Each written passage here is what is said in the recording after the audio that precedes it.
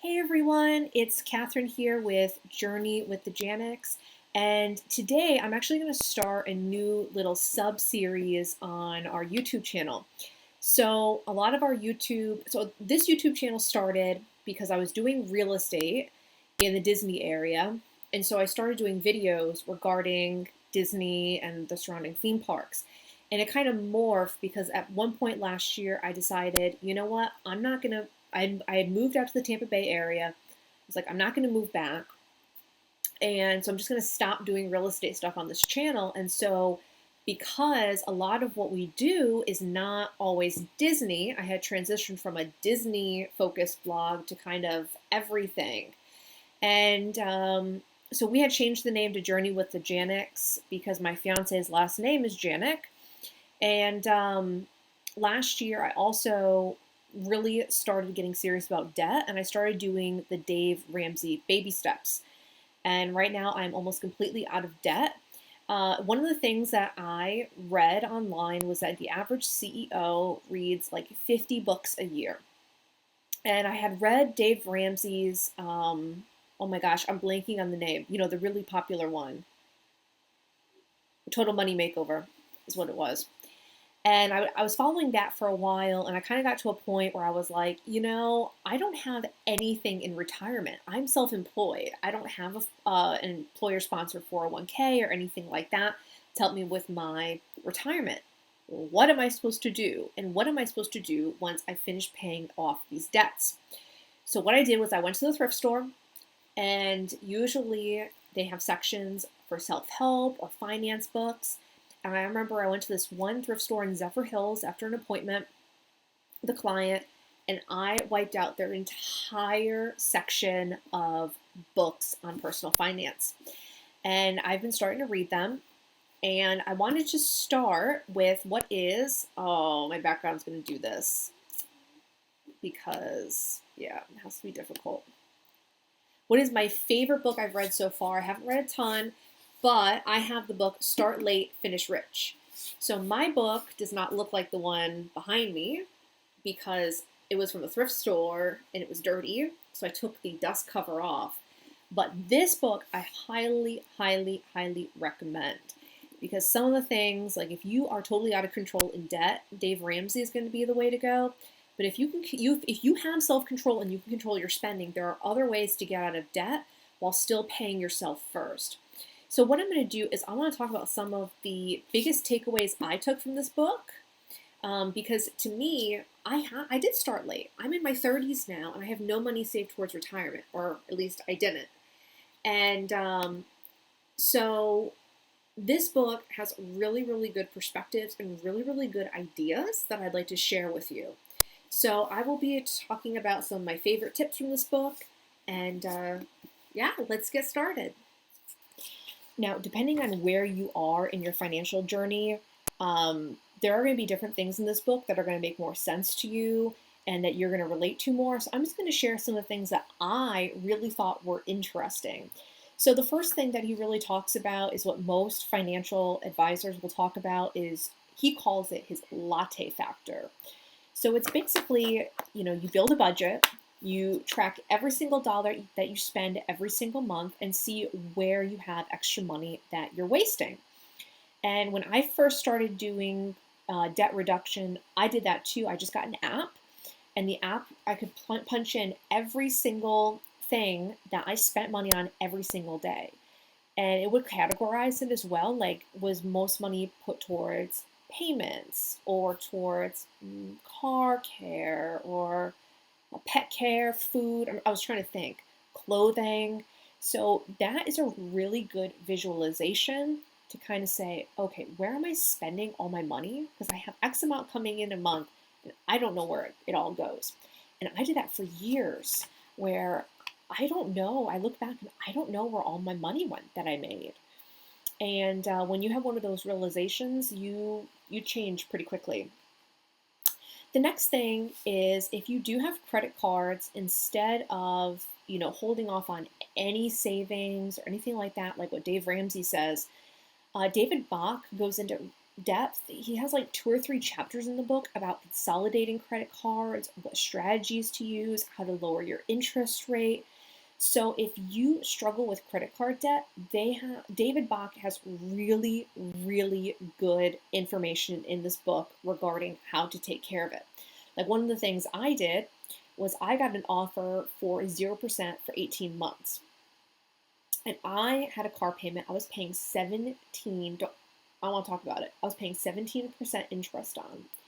So to pay off my car, I took about $10,000 of my car payment and put it on a 0% interest credit card, which would have Dave Ramsey rolling in his grave. But for me, it got me out of debt a lot faster because I was putting all my money each month onto paying the principal and not towards all that nonsense interest. So if you do have credit card issues, there's a lot of really, really good information in this book about credit cards. Another thing that's in the book is they talk about home ownership as a pathway to wealth and really what the difference is between renting or buying a home. And they have a lot of really good, he has a lot of really good anecdotal evidence. Now, the only thing I'm going to say about this book, and I should have mentioned it earlier, is that it was published in 2004. And we all know what happened 5 years later. So some of the things in the book I don't necessarily agree with, but it does have, again, if you want to open your mind and have these different ideas, it does have a lot of good information in there. He talks about some strategies with home ownership. So for example, one of my favorite ones, I've always wanted to do this, but moving is such a hassle, is, if you're a homeowner and you buy a distressed property and you renovate it and you live in it for 2 years, then it's basically like doing a flip, but if you live in it, you don't have to pay capital gains because it was your permanent residence. So he talks about that type of house hacking, and he also talks about house hacking in the idea of buying a duplex or a multifamily property, living in one unit and renting the rest out. And then another one that I think I'm going to do this strategy, I've been thinking about it for a while, and I've never actually read it anywhere. I always had it in my mind.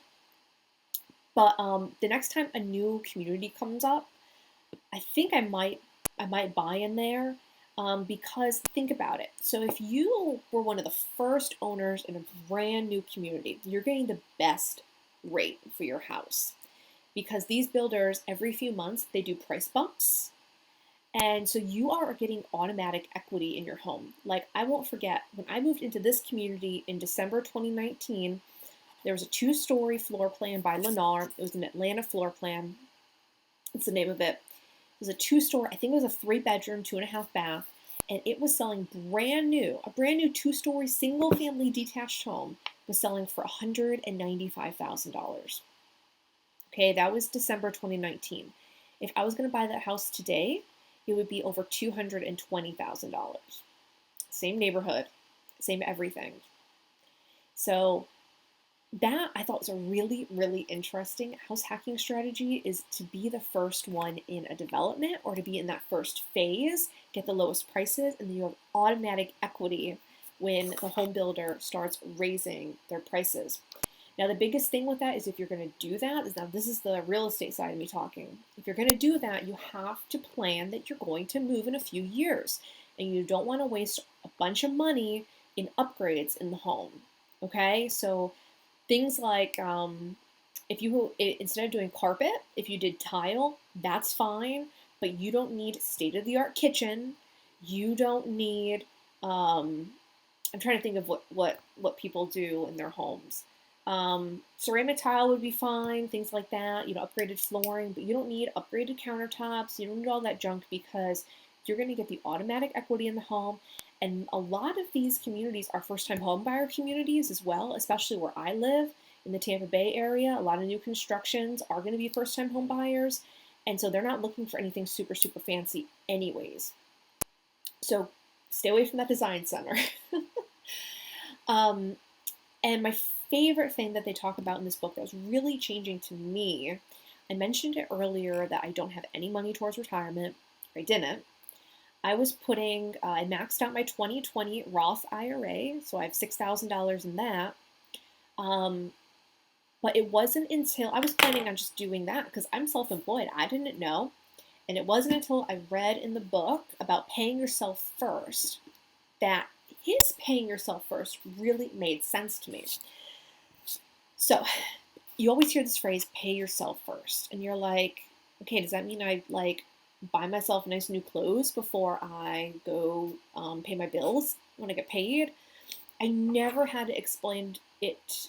I've never had it explained the way that he explains it. So paying yourself first means paying yourself before even the government takes a cut. I thought that was really interesting. So it's using your retirement programs and putting pre-tax dollars into them before the government gets their hands on it in order to pay yourself truly first before even the government, like I said, gets the taxes. So since then, I had some life changes. I had to get new insurance, and I actually opted for a high deductible savings plan or high deductible health plan, sorry, and that came with a health savings account. So there's a whole other thing going on with health savings accounts. I'm really excited to have one, an HSA. And that's pre-tax dollars, so that was pretty cool. And I also set my company up with what's called a solo 401k. So if you are a small business owner and you are the only employee, then you can do what's called a solo 401k. So there's lots of opportunities out there to pay yourself first and put money into your retirement before the government even touches it. And so that's what I really liked about the pay yourself first in this book. So no matter what your age, like I said, I'm 30. I still consider myself starting late because a lot of people you listen to online, they talk about, oh, you got to start in your 20s. Well, whoops, I didn't do that. So no matter what age you are, there are different strategies in this book. That's why, like, some of them don't really work for me.